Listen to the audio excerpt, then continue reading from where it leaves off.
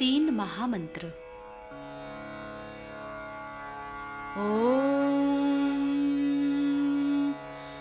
त्वमेव साक्षात् श्री महालक्ष्मी महासरस्वती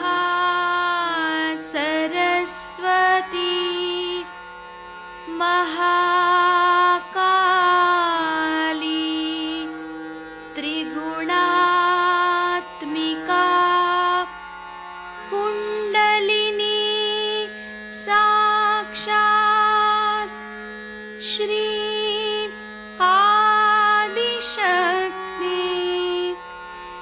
माताजी श्री निर्मला देव्यै नमो नमः। ॐ त्वमेव साक्षात् श्री कल्की साक्षात् श्री आदिशक्ति माताजी श्री निर्मला देव्यै नमो नमः। ॐ त्वमेव साक्षात् श्री कल्की साक्षात् श्री सहस्रार स्वामिनी मोक्षप्रदायिनी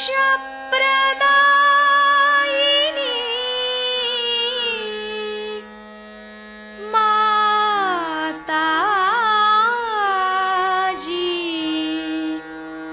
श्री निर्मला देव्यै नमो नमः। श्री गणेश मंत्र। ओम त्वमेव साक्षात् श्री गणेश साक्षात् श्री आदिशक्ति माताजी श्री निर्मला देव्यै नमो नमः। जय श्री माता जी। दोनों हाथ माँ के सामने हृदय में श्री माता जी की छवि को नमन करेंगे। संपूर्ण चित्त बीचों बीच हृदय में माँ की छवि को अपने हृदय में स्थिर करते हुए परम पूजनीय श्री माता जी कृपा करके हम सभी के हृदय को अपने प्रेम के योग्य बनाइए। श्री माता जी हम सभी आपसे बहुत प्रेम करते हैं, हम सभी के हृदय में आइए। हृदय में माँ को देखते हुए, श्री माता जी को देखते हुए, श्री माता जी हमारे इस हृदय को और भी पवित्र बनाइए श्री माता जी, ताकि आप यहाँ आ सकें।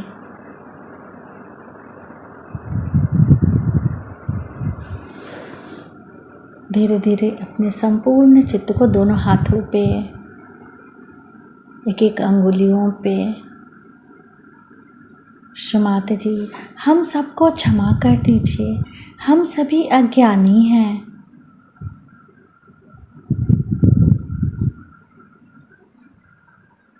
धीरे धीरे अपने संपूर्ण चित्त को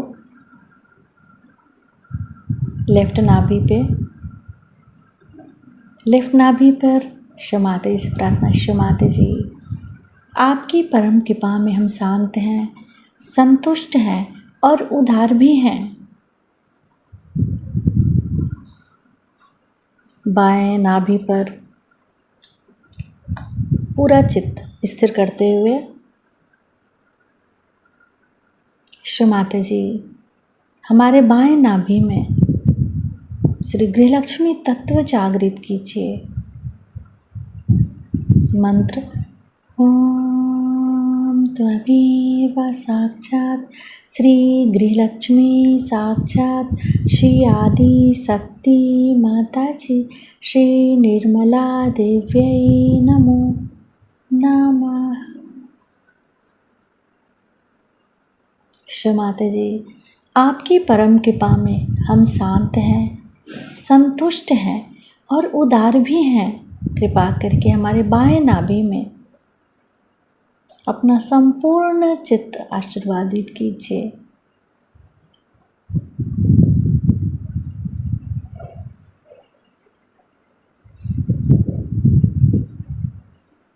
बाएं नाभि पर ही अपने संपूर्ण चित्त को रखते हुए क्लॉकवाइज घुमाएंगे चित्त को।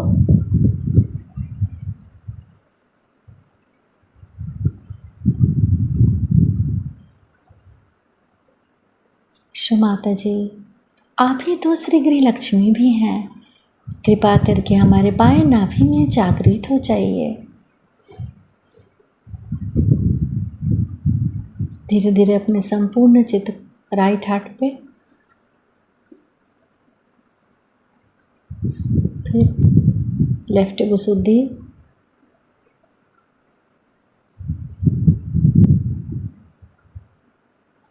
लेफ्ट आज्ञा, सहस्त्रार।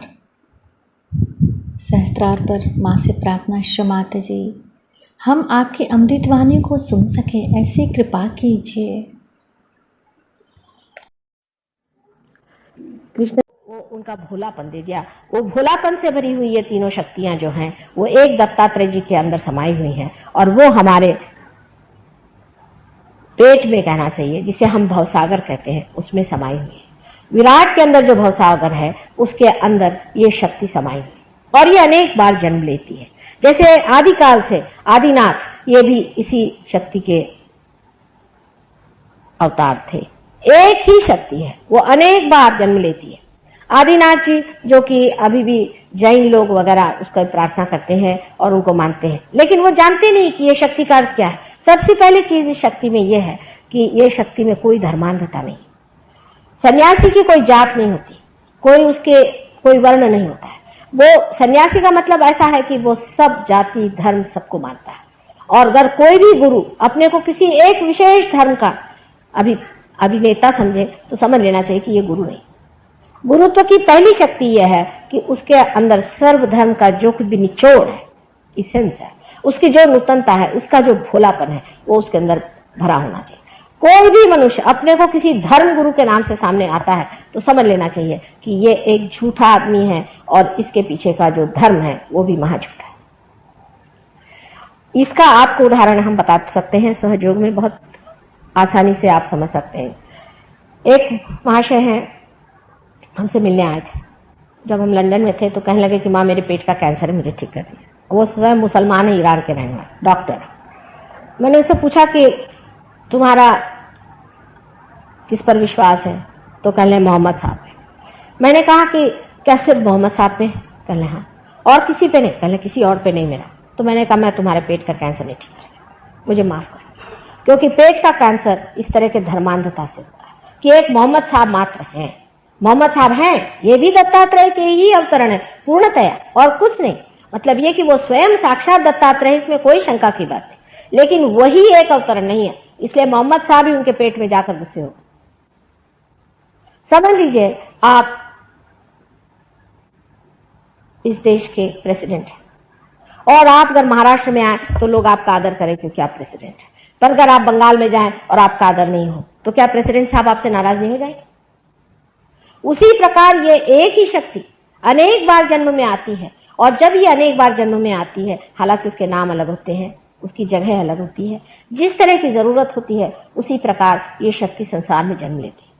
लेकिन इसका कभी भी अर्थ ये नहीं करना चाहिए कि वो एक शक्ति आई उसके बाद कोई शक्ति नहीं आएगी। जिस प्रकार की हम लोग हमेशा करते रहते कि एक गुरु को मान लिया फिर और गुरु हो ही नहीं सकते। अब इन महाशय जी जिनको कि बुरी तरह से तकलीफ थी पेट की, ये 2-3 दिन बाद फिर आए, कहले माँ इसको तो ठीक करना ही होगा। मैंने कहा अगर ठीक करना है तो तुम्हें दत्तात्रेय जी को मानना पड़ेगा, नानक जी को मानना पड़ेगा। वो कहा अच्छा जो भी कहोगी वो मानूंगा मैं। फिर मैंने उनसे कहा कि अब तुम प्रार्थना करो नानक जी से कि मुझे क्षमा करें, मोहम्मद साहब से भी प्रार्थना करो कि मुझे क्षमा करें, और उसके बाद उनका कैंसर भी ठीक हो। आपको आश्चर्य हो गया कि आजकल इतनी संस्थाएं पॉलिटिकल भी राजनैतिक आदि बन जाती हैं जिसमें लोग ये सिखाते हैं कि इनके धर्मगुरु खराब हैं, उनके धर्मगुरु खराब। वास्तविकता यह है कि इनके जितने भी फॉलोअर्स हैं और जो डिसाइपल्स हैं जो अपने एक धर्म के कहते हैं, मुसलमान उतने ही बुरे हैं जितने हिंदू, हिंदू उतने ही बुरे हैं जितने ईसाई, और ईसाई उतने बुरे हैं जितने और धर्म के लोग। इनके जितने भी डिसाइपल्स हैं इन्होंने अपने गुरु को पहचाना नहीं और उनके कहने के अनुसार बिल्कुल नहीं चलता। इसका एक उदाहरण मैं आपसे दे सकती हूँ कि समझ लीजिए कि ईसाई लोग, ईसा मसीह ने अगर कोई बात खास कर कही होगी तो ये कि तुम लोग किसी भी मृत चीज के पीछे में मत जाओ, और भूत पिशाच आदि चीजों के पीछे में तो बिल्कुल नहीं जाना। किसी भी तरह से आपको चाहिए कि आप भूत पिशाच आदि जो कुछ डेड है उसे दूर रहें। इतनी खोल के बात मेरे ख्याल से जितनी ईसा मसीह ने बताई है सिर्फ नानक साहब ने बताई। इतनी खोल के बात बताने पर भी आप किसी भी ईसाई धर्म को जानने वाले या धर्म को पालन करने वाले या किसी भी राष्ट्र में जाके देखें तो आपको आश्चर्य होगा। लंदन में जहां मैं रहती हूँ, हर एक चर्च के अंदर में नीचे मुर्दे गड़े पड़े। आप वहां पांव रखे तो आपके पैर चक्के खाते। हर एक चर्च के अंदर, मंदिर के अंदर उन्होंने मुर्दों गाड़ के रखे। जिस चीज को बिल्कुल मना किया गया था उसी को बराबर ये लोग करते। अब आप हिंदुओं की अकल देखिए, हिंदुओं की अकल उससे भी बढ़ गई। हिंदुओं के लिए बताया गया था कि सर्वधर्म एक ही है, इतना नहीं तो इतना भी बताया गया था कि तुम्हारे अंदर, सबके अंदर एक ही आत्मा का वास है, एक ही परमेश्वर का प्रतिबिंब जो आत्मा है, सबके अंदर एक आत्मा का वास है। अभी जाति पाति लेकर के झगड़ा करने वाले हिंदुओं से बढ़ के तो कोई, जब सबके ही अंदर एक ही आत्मा का वास है, और जब ये भी बताया गया कि तुम्हारा पुनर्जन्म होता है, तब आज आप हिंदू हैं तो कल मुसलमान होंगे, कल मुसलमान है तो परसों ईसाई होंगे, नहीं तो आप कल चमार भी हो सकते हैं, और नहीं तो आप और भी निम्न श्रेणी के हो सकते हैं। बड़े अपने को बड़े बड़े कहने वाले लोग जो कि अपने को बहुत सोचते हैं कि हम बड़े भारी हिंदू हैं, उनका व्यवहार ऐसा है कि चमारों से भी बदतर, उनसे शूद्रों से भी शूद्र, अति शूद्रों जैसे वो लोग आप देखते हैं जो मंदिरों में बैठ करके वहां दक्षिणा वगैरह लेते हैं। उनके बारे में आप अगर देखें तो आपको विश्वास नहीं होगा कि इनका और परमेश्वर का कहीं संबंध भी है, कि ये परमेश्वर के दुश्मन यहां बैठे। मैं वृंदावन गई थी, वृंदावन में, और जब मैंने देखा तो मुझे बड़ा आश्चर्य हुआ कि जितने वहां पंडे बैठे हुए सारे राक्षस हैं, राक्षस। और राक्षस ही नहीं है, सारे कंस के अनुचर हैं। वो कृष्ण के सामने बैठ करके कृष्ण की बदनामी कर रहे हैं। इतना नहीं, जो जितने भी आते हैं उनके अंदर भूत भर है और सबका सर्वनाश कर रहे हैं। उन मंदिरों में से और उन सुंदर जगहों में से कृष्ण स्वयं उठ गए हैं, वो वहां रहना ही नहीं चाहते, ऐसी गंदी जगह। और आप आंखों से देखते हैं कि आपको रात दिन लूट रहे हैं, आपके साथ इतनी ज्यादती कर रहे हैं, आपको इतना झूठ बता रहे हैं, गांजा और क्या क्या ये चीजें होती हैं वहां बेचते हैं, औरतों को बेचते हैं, जेवर छुड़ाते हैं। कोई चीज उन्होंने छोड़ी नहीं, तो भी हम उनको महागुरु समझ करके सब उनके चरणों में चले जाते। आपने ये सब काम किए, लेकिन आपके बच्चे काम नहीं करने वाले। इसका दुष्परिणाम एक ही होने वाला है। वो दुष्परिणाम ये है कि आपके बच्चे कहेंगे कि ये परमात्मा कोई चीज नहीं, ये सब झूठ बात है, ये एक ढकोसला है। इसका परिणाम अनेक देशों में हुआ है। जैसे हमारे एक शिष्य हैं और वो अल्जीरिया के रहने वाले मुसलमान हैं। वो जब लंदन आए, लंदन में वो हमारे पास आए तो उनका कि माँ मेरा तो विश्वास ही नहीं भगवान। हमारे यहाँ जितने यंग लोग हैं जो पढ़े लिखे हैं, डॉक्टर्स हैं, आर्किटेक्ट्स हैं, वकील हैं, उनका कोई विश्वास परमात्मा पे नहीं। वो कहते हैं ये सब फेनेटिसिज्म है, सब झूठ है, ये पैसा कमाने के धंधे, और ये सारी संस्था ही बिल्कुल गलत है। उसके बाद जैसा कि सहयोग का एक बड़ा भारी वरदान रहता है, वो एकदम से पार हो गया। पार होने के बाद वो सहयोग में जम गए। उन्होंने 500 लड़कों को पार करा और उनका परमेश्वर पे विश्वास बिल्कुल दृढ़ करा दिया। क्योंकि जब आप एक एक्सट्रीम से, एक अति से दूसरे अति पे जाते हैं तभी बीचों बीच ये गुरु तत्व आपको पकड़ लेता है। गुरु का मतलब वो होता है कि जो आपको घसीट ले, खींच ले, आकर्षण कर। लेकिन आजकल के गुरु जो आपको आकर्षित करते हैं वो अनेक नानाविध ऐसी ऐसी चीजों से करते कि आप लोगों पे आश्चर्य होता कि आप ऐसे गुरु लोगों को क्यों मानते। ये तो कम से कम जानना चाहिए कि गुरु के अंदर कुछ न कुछ बेसिकली जिसे कहना चाहिए मूलतः उसमें कोई विशेषता होनी चाहिए। गुरु का मतलब है आपसे ऊंचे उठे हुए आदमी, आपसे एक ऊंची दशा में पहुंचे हुए आदमी, आपसे जो निम्न स्तर पे है वो आपके गुरु कैसे हो सकते। जो आदमी पैसा खाता है आपसे, आपके पैसे पे जीता है, जो एक पैरासाइट है, आप कभी किसी के यहां जा करके मुफ्त रहेंगे, मुफ्त खाना खाएंगे। जो आदमी जिंदगी भर यही करता आया वो आदमी आपका गुरु कैसे हो सकता है। वो आपका आश्रित हो सकता है, नौकर हो सकता है। वो आपका गुरु कैसे हो सकता है जिसने जिंदगी भर कोई काम धंधा नहीं किया और सिवाय आपसे पैसा लेकर के उस पर जीता रहा। इस तरह के पैरासाइट आप सुबह से शाम तक पालते रहते और उनके गुरु मान्यता मान करके और उनके लिए दुनिया भर की चीजें आप वहां भेजा करते हैं और उनको पूरी तरह से पूरी करते हैं। यहां तक इस चीज का पहुंच गया है मामला कि कुछ कुछ गुरु तो यह है कि अपने को सोने में, तो कभी हीरे में, तो कभी किसी चीज में तौल लेते हैं और वो सारा तौल अपने पास लेकर के कहते हैं कि जो कुछ तुम मुझे दोगे वो तुमको परमात्मा के पास मिले। इस तरह की झूठी बातें अपने समाज में इतनी सुशिक्षित होते हुए भी हम लोग मान लेते हैं। मुझे आश्चर्य आप पे नहीं होता, मुझे ज्यादा आश्चर्य होता है उन परदेशी लोगों पर जो कि अपने को बड़े विद्वान और बड़े डेवलप समझते हैं। इतना गधापंती करते मैंने इन्हें देखा हुआ कि मैं अगर आपको उन लोगों की बातें बताऊं तो आप आश्चर्य पड़ जाएंगे कि इतने हद तक तो आप लोग जाते ही नहीं गुरुओं के मामले में। गुरु पर उनसे कहे तो उनकी विष्ठा भी ये खाने के लिए तैयार रहते हैं। इतनी इन लोगों पे हालत खराब है। तब विचार बनता है कि ये इतने पढ़े लिखे लोग इस तरह से क्यों करते।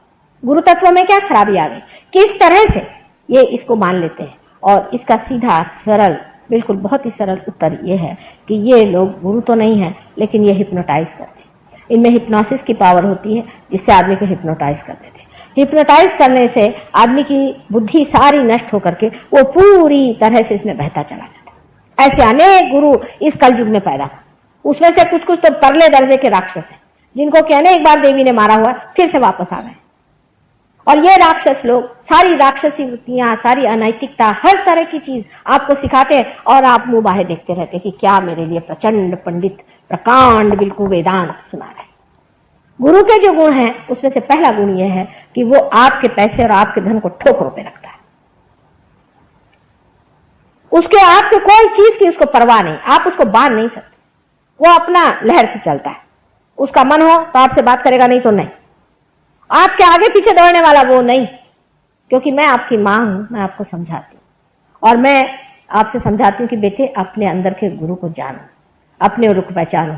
लेकिन जो जो मुझे मिले हैं बड़े पहुंचे, वो तो कहते हैं कि इन गधों को 50 गालियां सुनाते, मां तुम क्यों रियलाइजेशन दे, इनको मरने दो थोड़े देर, इनको ये होने दो। उनके तो वृत्ति इतनी अलग है, हाथ में वो लोग एक एक बड़ा बड़ा डंडा नहीं तो चिमटा लेके बैठते और या तो पत्थर लेके बैठते। कोई आदमी उनके पास आए तो उसको पत्थरों से मांगते हैं, भगो यहां से, यहां कुछ नहीं मिलने वाला। मां की दृष्टि और होती है और गुरु की दृष्टि और होती है। और मां को गुरु जब बनना पड़ता है तो बड़ी परेशानी की बात है। ये हृदय तो इतना भरा रहता है करुणा से और इतना साद्र हृदय रहता है, ये निर्वाज्य बिल्कुल जो प्यार बहा जा रहा है वो देने के लिए माँ इतनी तड़पती रहती है। और उधर गुरुता की वजह से आपके साथ थोड़ा सा डिसिप्लिन भी करना पड़ता है, आपको बताना भी पड़ता है कि बेटा ये गलत बात है। वो कहते भी तकलीफ होती है पर करना ही पड़ता है।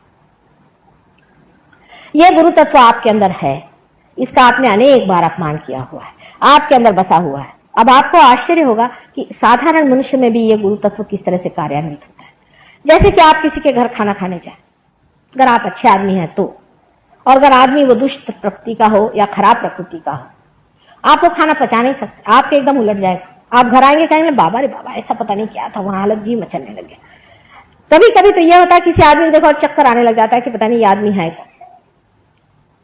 इसी प्रकार एक दिन हम कहीं खाना खाने गए थे तो बहुत ही वो शरीफ आदमी लग रहे थे, उनकी बीवी थी, 3 बच्चे थे, बड़े शरीफ कर बन के घुमा करते थे।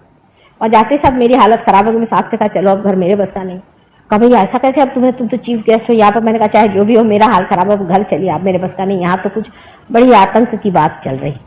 जब मैं घर पे चली आई उसके बाद 8 दिन में एक छोटी सी लड़की, हमारी लड़की साथ पढ़ती थी, वो आई।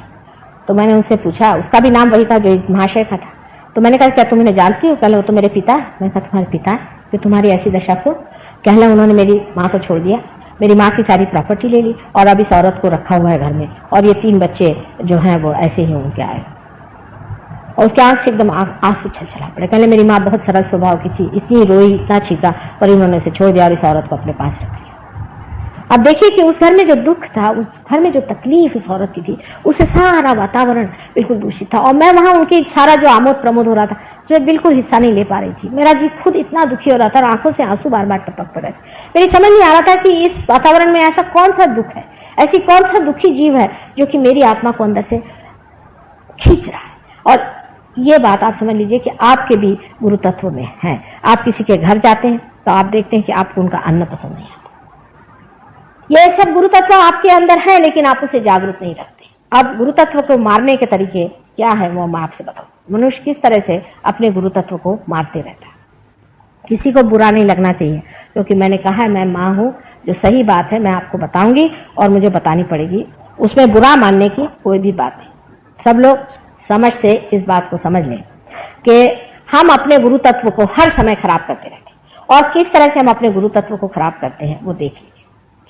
एक तो गुरु तत्व में हमारे अंदर जो चेतना है, जिसे हम अवेयरनेस कहते हैं, इसको संभालने वाला हमारा लिवर है, जिसे यकृत कहते हैं।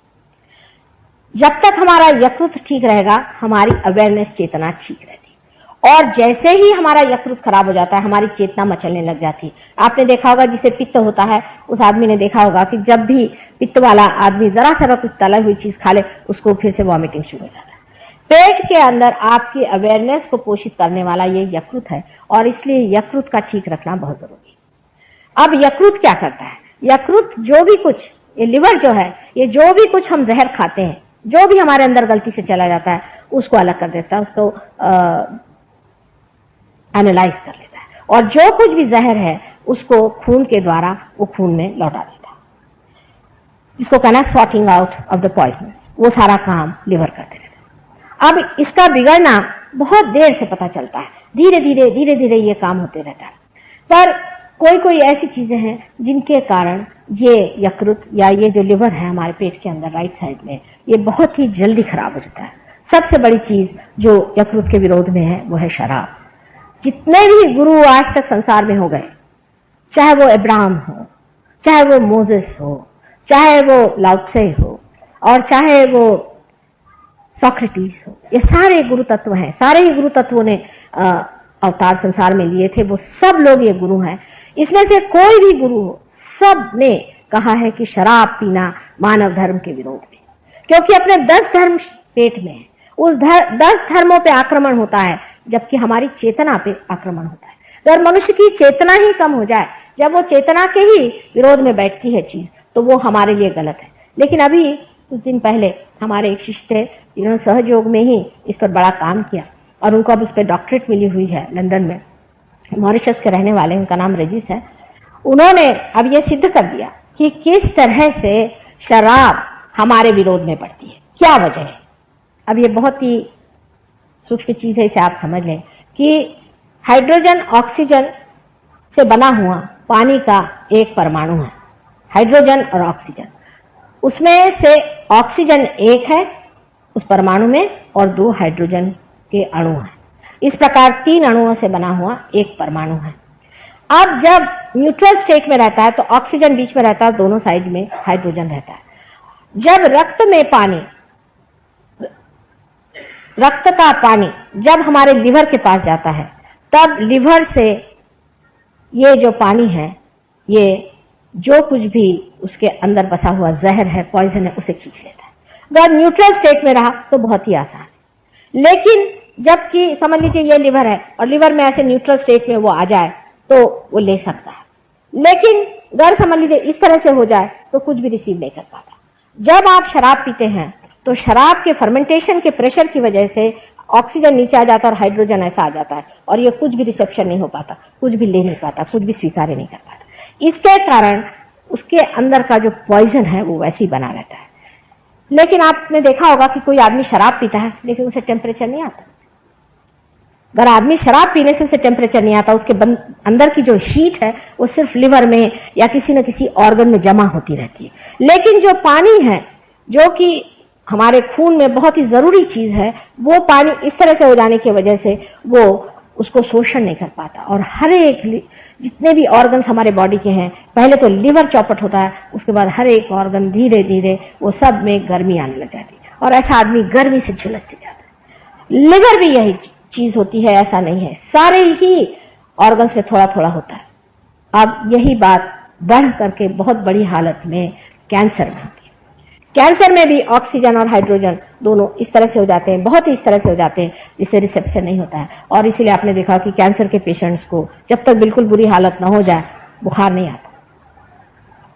मुंह पे चट्टे आएंगे, काले चट्टे हो जाएंगे, बदन पे चट्टे आएंगे, तरह तरह की चीजें होंगी, गर्मी बदन में लगेगी, बहुत ज्यादा गर्मी लगेगी, लेकिन उसको टेम्परेचर नहीं।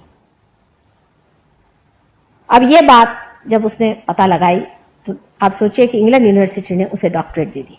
अब ये बात निर्विवाद है, चाहे आप बुरा माने चाहे भला माने, कि शराब पीने से आपकी चेतना तो कम होती है लेकिन आपके अंदर का पॉइजन बना रहता है।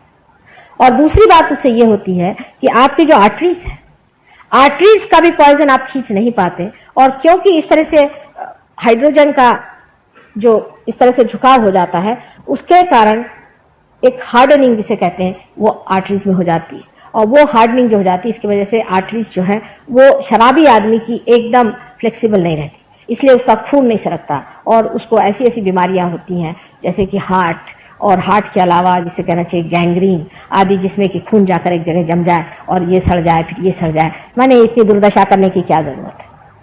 वास्तविकता शराब चीज जो है, फर्मेंटेड शराब जिसे कहते हैं, एक तो होता है कि वाइन, वो तो बहुत अच्छी चीज है कि जिसमें कि फर्मेंटेशन नहीं हुआ, जो कि सिर्फ रस हो द्राक्ष का, वो तो वाइन है। पर जो जिसको हम लोग वाइन समझते हैं, वो जो अल्कोहलिक वाइन होता है, वो जो शराब होती है, उस शराब को परमात्मा ने इसलिए बनाया है अल्कोहल को कि कोई चीज को पॉलिश करने के लिए।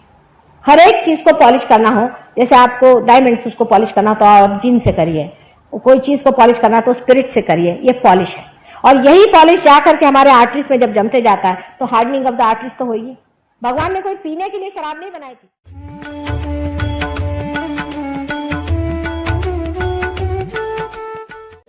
आलोकित हो जाता है।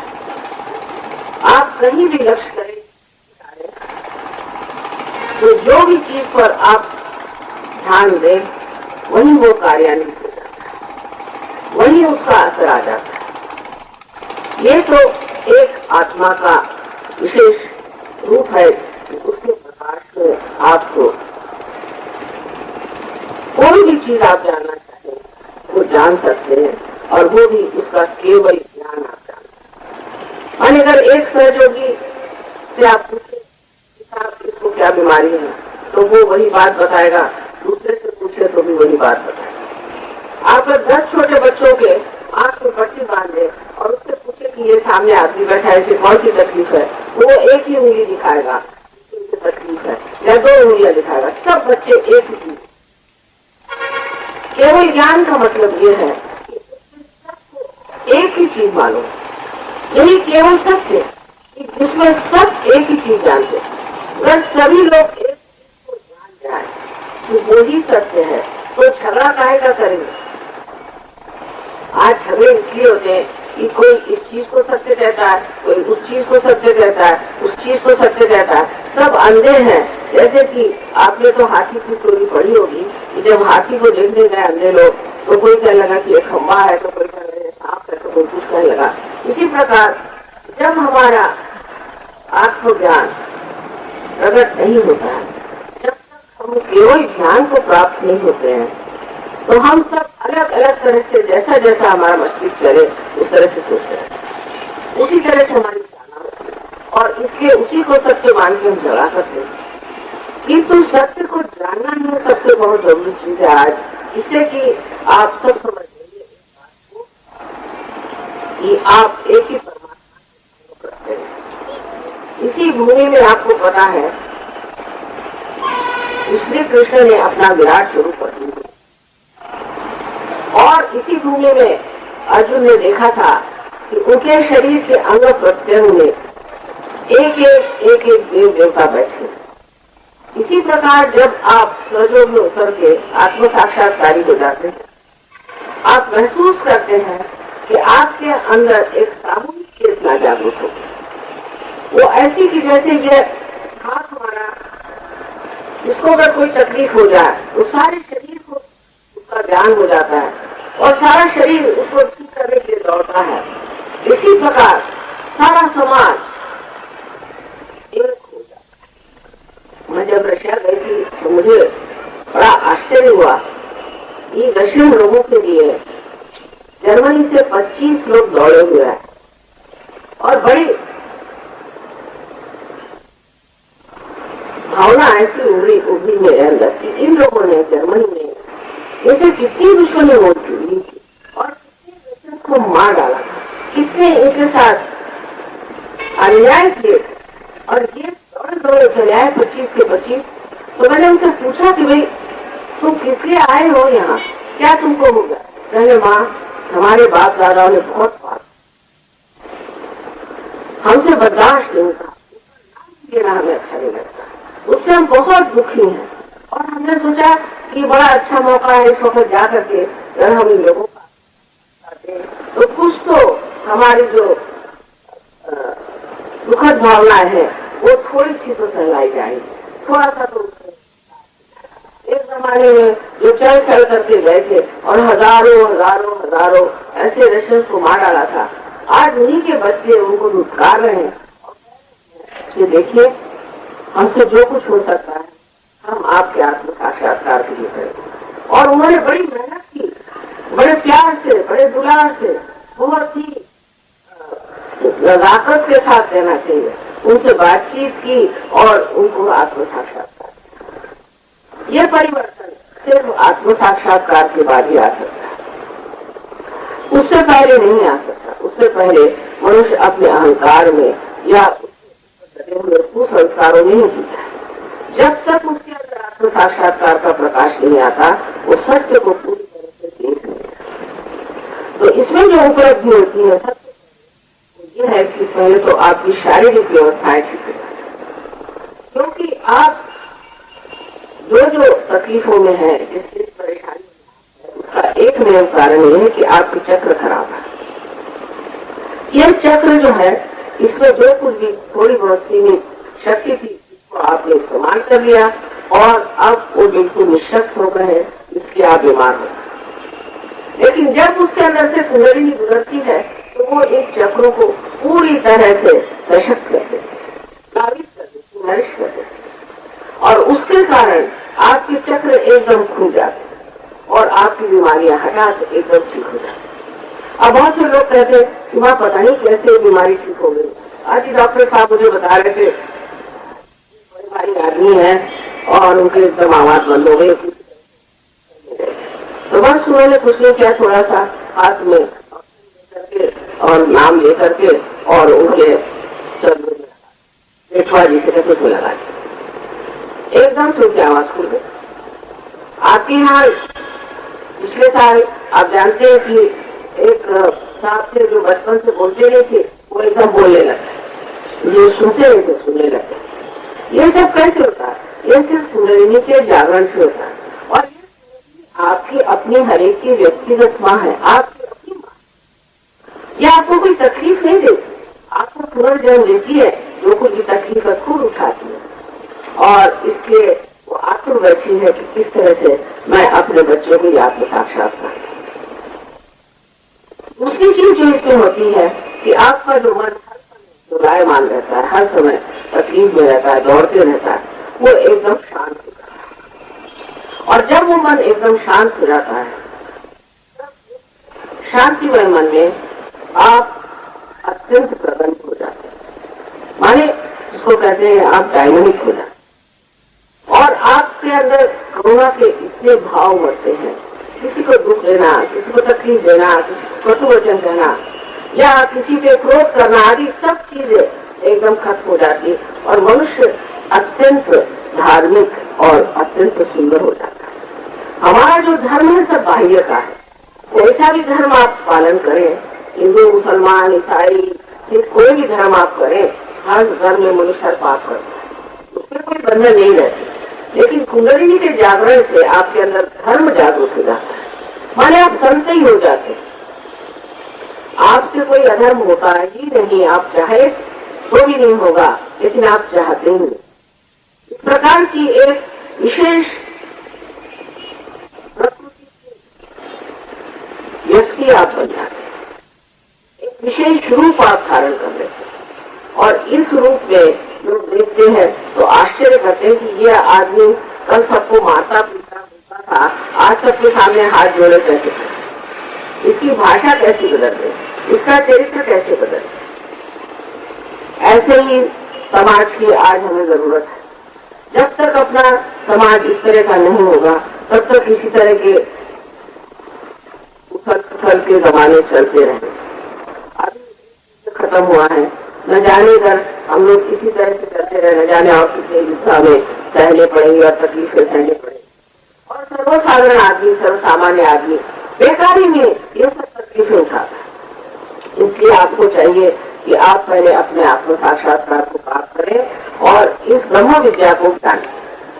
जब इस ब्रह्म विद्या को आप जान लेंगे तो आप ये दूसरों को इस तरह से आत्म साक्षात्कार, आप इसके अधिकारी हो जाते हैं। उसमें कोई बहुत समय नहीं लगता, बहुत जल्दी आप जान जाएंगे, वो भी सब सहज है। इसका सारा सूक्ष्म ज्ञान आप बहुत आसानी से प्राप्त करें।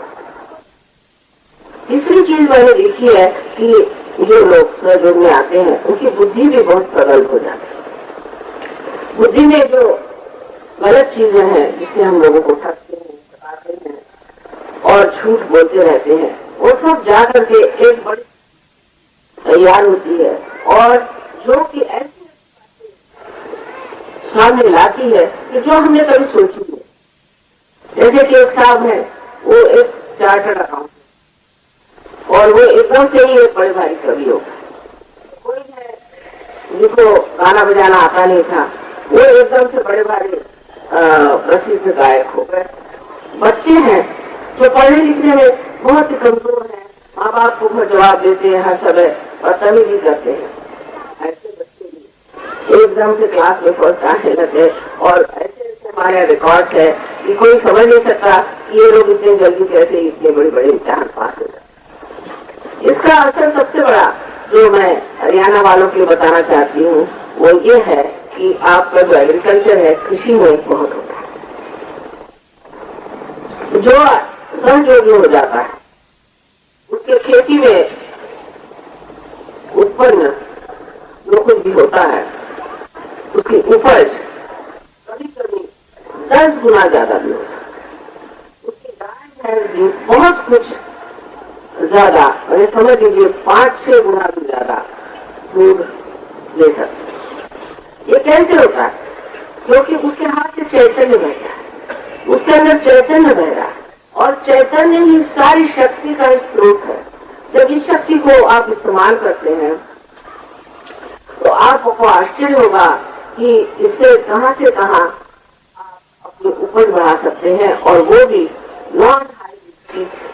आपको हाइब्रिड चीज की जरूरत नहीं, जो नॉन हाइब्रिड चीज होती है उससे आप बढ़ा सकते हैं। हमारे यहाँ कुछ लोगों ने इसका प्रयोग किया था, तो आपको आश्चर्य होगा इतने बड़े बड़े सूर्य के फूल लेते, और वो सूर्य के फूल उठाना भी मुश्किल था लोगों को, और 2-3 आदमी उसे उठाते। एक एक फूल में 5 सेर से लेकर के 1.25 सेर तक तेल, इसी प्रकार चावल, इसी प्रकार हर चीज कई गुना अधिक एकड़ में हुआ, बहुत अच्छा उत्तम इस प्रकार का होता है। और आश्चर्य की बात है कि इस तरह का जो गेहूं था उसको कोई चूहा वगैरह कोई खाता ही नहीं, जैसे कोई पवित्र चीज है, उसके चूहा वगैरह कोई नहीं खाता था, ऐसे पड़े खुले रहे, कोई नहीं खाता।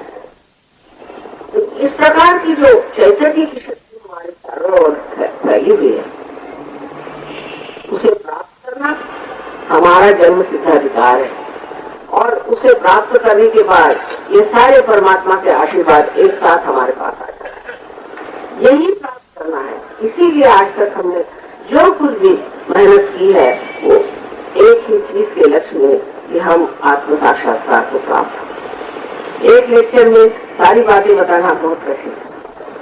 और आशा है कि आप लोग चाहे तो कुछ सवाल मुझे पूछ सकते हैं और उसके बाद मैं आपको आत्म साक्षात्कार अनुभव देने का प्रयत्न करूँ। 10 मिनट और लगेंगे, तो कृपया कोई प्रश्न हो। आपने बताया है ये जागृत किस तरीके से कैसे होती है? वही तो कर दूंगी, वो तो मैं कर दूंगी। हाँ वो तो वो बहुत अच्छी बात है। इसका मतलब आप साधक है। नहीं, ये तो बड़ा अच्छा सवाल है, ये अच्छी सवाल है। हमारी कुंडली जागी है। वो यहाँ से जब उठी ना सर्पा कर रहे थे तो इतना शोर हुआ, हम डर गए। हम पलंग से छाल लगा के ना तो ये भी हमने देखे, हम भी सारी जिंदगी योग करते रहे। नहीं, ये कुंडली का जागरण नहीं हुआ, वो तो बहुत शांत होती है। अभी आपको करते हैं, आप बैठिए देखिए। हम तो डर गए। आज नहीं डर वो डरने वाली चीज है। अभी बताते हैं, मैं करती हूँ पूरी, आपको कर रहे हैं। हमने सोचा था कि हम करनाल जा रहे हैं, किसी लोगों से हमारा मिलाप हो तो वही ये निर्मल बहन जी का हमें दर्शन हो गया। अच्छा बैठो बैठो बेटा बैठो, तुमको देते हैं, सबको देना है। बहुत अच्छे सवाल किए। उसके घबराने की कोई बात नहीं, आपको तो कुछ महसूस नहीं होगा जब तक वो सर से ठंडी ठंडी हवा नहीं आएगी। आपको पता ही नहीं चलेगा कुछ हुआ भी, और हाथ में भी ठंडी ठंडी हवा लगेगी। ऐसी अगर गड़बड़ हो गई हो, इस तरह का आपको हुआ हो, तो थोड़ी सी गड़बड़ है, उसको ठीक करना होगा। आपने गड़बड़ नहीं, पर उसमें गड़बड़ होगी। जैसे कि आप देखिए, ये बिजली है। अगर आप वो पता नहीं हो, किसी को अनधिकार हो और वो जाके प्लग में उंगली डाल दे तो जल जाएगी। जानकार होना चाहिए, समझे ना। अभी हम कर देते हैं आपकी जागरूक। और कोई प्रश्न है? माता जी, मैं हठयोग करता रहा हूँ लेकिन मुझे इसमें कोई पता ही नहीं लगा कि चक्रों के बारे में। हठयोग कर रहा हूँ। क्या कर रहे हैं? हठयोग करना है। ये कह रहे हैं कि मैं हठयोग करते रहा और मुझे कुछ मिला ही नहीं। हाँ माने 2 नाड़ियां है, हाँ अर्थात सूर्य और चंद्र 2 नाड़ियां हैं, उसको हठ योग कहते हैं। हठ योग में अष्टांग होते हैं, उसमें से आप जानते हैं कि अष्टांग में से इस तरह के अनेक प्रकार हैं। उसमें से आसन इतना सा एक छोटा सा हिस्सा है। हम लोग हठियों का मतलब है कि शरीर को मोड़ना, शरीर को घुमाना, इसी को समझते हैं। ये गलत बात है। क्योंकि अंत में अगर आप देखें तो किस लिए सब करते हैं? उसी समाधि अवस्था को प्राप्त करने के लिए। और पातंजलि ने पूरी तरह से वर्णन किया है कि समाधि अवस्था को प्राप्त करने के लिए ही ये सब करना चाहिए। अगर उससे सिर्फ आप 5 दिन इस तरह से व्यायाम करते रहे, एक्सरसाइज करते रहे, तो वो किसी काम जो हम आपको कभी बता सकते हैं कि इस तरह का आसन आप करें। पर ये सारा शास्त्र है।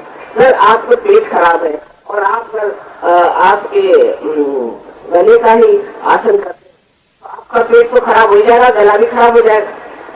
इसका सारा शास्त्र है। कोई जरूरी नहीं कि आप आसन करें सर्जों को, और अगर जरूरत हो तो बताया जाएगा कि आप एक आसन इतना कर लीजिए, इससे आपको फायदा हो जाएगा। तो हठयोग आजकल का जो है वो सिर्फ मेरी समझ नहीं आता, जैसे कि सारी दवाइयां आप एक साथ खा लीजिए, इस प्रकार है।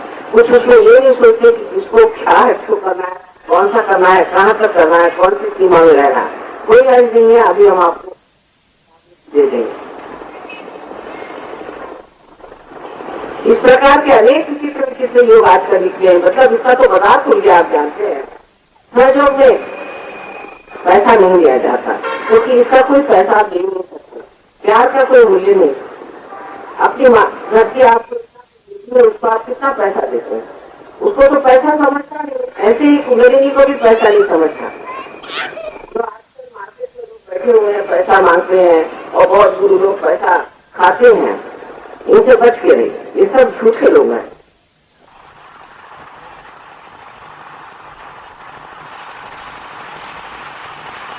और कोई सवाल है?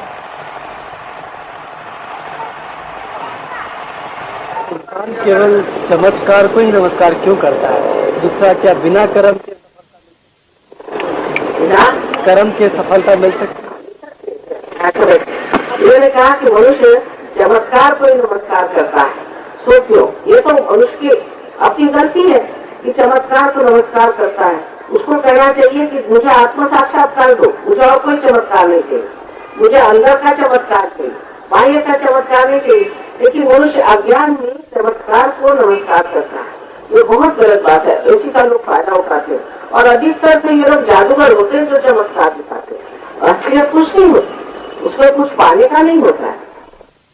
और इन्होंने ये भी पूछा कि बगैर कर्म के फल मिल सकता है, तो कर्म करना भी एक तरह से हमारे अंदर विचार है कि हम कोई कर्म कर रहे हैं। वैसे हम करते क्या है?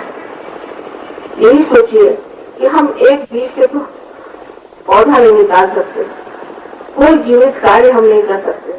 जब एक पेड़ भर गया, उस पेड़ से एक झोपड़ी बना ली, तो उस मरे से दूसरी मरी चीज बना ली, तो अपने सोचकर में बहुत कुछ कर्म कर दिया। तो हम कुछ कर्म करते नहीं हैं, ये हमारी भावना है। वो भावना ही टूट जाती, वो भावना ही टूट जाती कि हम कोई कर्म करते हैं। इस प्रकार आप आत्म साक्षात्कार को प्राप्त करें, क्योंकि ये सारी चीज आपके अंदर बनी हुई बैठी हुई है। क्या कह रहे थे आप? अगर हम मंत्र जाप करते रहे तो उसके लिए एक कुंडली जागृत हो जाती है कि नहीं? उसके लिए इसे बैठ जाइए, मैं बताती हूँ मुझे क्या। देखिए कि कुंडलिनी का जागरण जो है वो सुषुम्ना नाड़ी मध्य नाड़ी से होता है। आप मंत्र का जाप यहाँ से करते हैं और मंत्र का जाप करने से ऐसा ही सोच लीजिए कि जब तक आपका कनेक्शन ही नहीं हुआ, तो आप फोन अगर करें तो आपको क्या लाभ होगा? पहले कनेक्शन होना चाहिए। बगैर कनेक्शन के ही आप पूरे जा रहे हैं और उसमें लोग कहते हैं कि हमने इतना मंत्र जाप किया कि हमारा गला खराब हो गया। गला ठीक होने के लिए गला खराब हो गया, इसका मतलब यह है कि कुछ न कुछ उसमें गलती रह गई।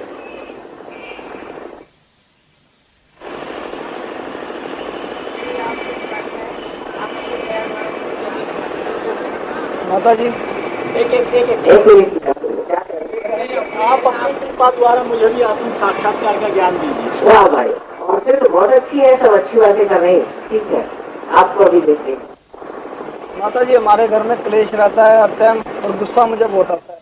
मैंने जिस दिन से आपकी फिल्म देखी है इधर SD स्कूल में, तो आज मुझे पता लगा है मुझे मेरा दोस्त लेके आया, क्या है? तो मुझे बस शांति चाहिए। अब धीरे धीरे हो ही जाएगा, सब ठीक हो जाएगा। तुम इसमें ध्यान रोज क्या करो, जैसे बताया गया है उसे एकदम शांत हो जाओ।